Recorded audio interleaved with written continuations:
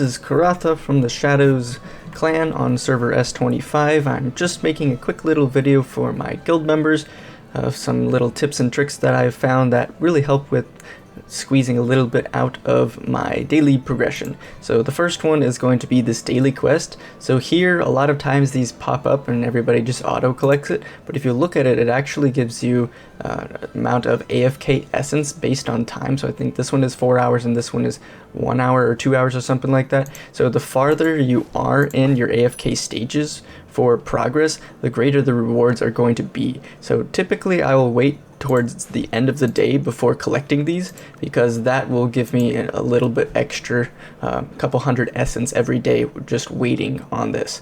And so that's something that everybody's going to be hitting, this essence wall. So that's the first one. The second one is going to be your daily skips. So once you're over here and you have these right here and you go to skip them, make sure you do these at the end of the day, because it's the same thing again. It's 120 minutes worth of AFK rewards. So the farther you are in your stages, the greater the amount of resources you're going to be getting from this chest, which is going to be including these hero essence, which is more vital for players to be getting.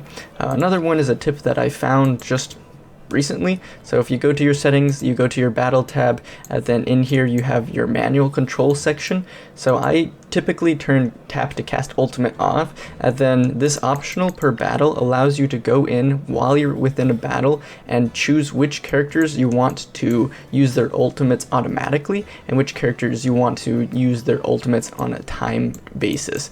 Another one is the play the ultimate animation. I turn this off to never, just because I want to progress through things as quickly as possible, and I don't really care too much for the aesthetic appeal of certain types of animations. And viewing the ultimate animations, it adds up. If it's 10 or 15 seconds of animations every battle, I'm losing several minutes over just a couple of battles, and so it's just something I try to avoid, is by just turning that off.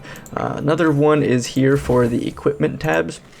So if you go typically for the marksman, just because these are one of the more important characters that you could use for progress, these are the only ones I will bring and forge up if at all possible. But for every other role, I won't really forge them up, as long as it's if it's basically 20 levels under, then I will forge it. Or if it's like a second DPS or my support characters, this I'll forge if it's 15 levels under.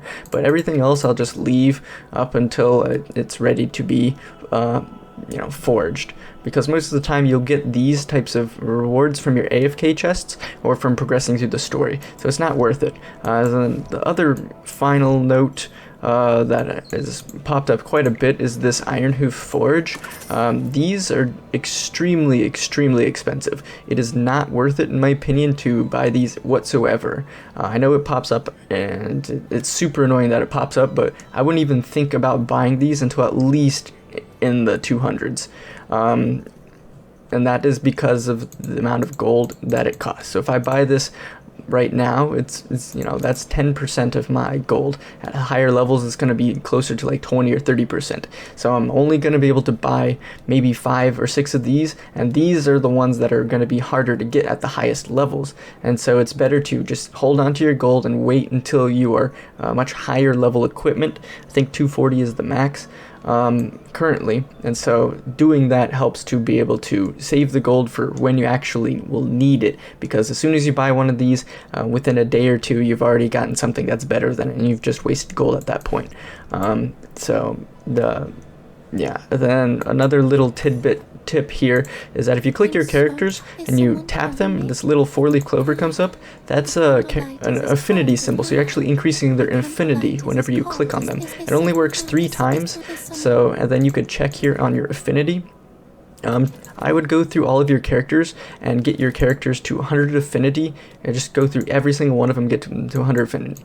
The reason being is you get 50 diamonds for each of them, and so if you do that, you're able to get something like 2,300 gems just by doing this, and it's very easy to get as a player who goes through and you have all of these things that you've picked up from the world map. Then you get another one at 700 affinity, which is what I would take all of your characters to next. Then you get an invite letter at 1300. So this should be the final benchmark for most free-to-play players. Anything higher than that is just going to be a time thing, but that's what I would do. Is I would go through, or what I do rather, is I go through my characters. I go and I click them 3 times, and then I go back and I swap over and I go back and I just basically go through my characters just like this.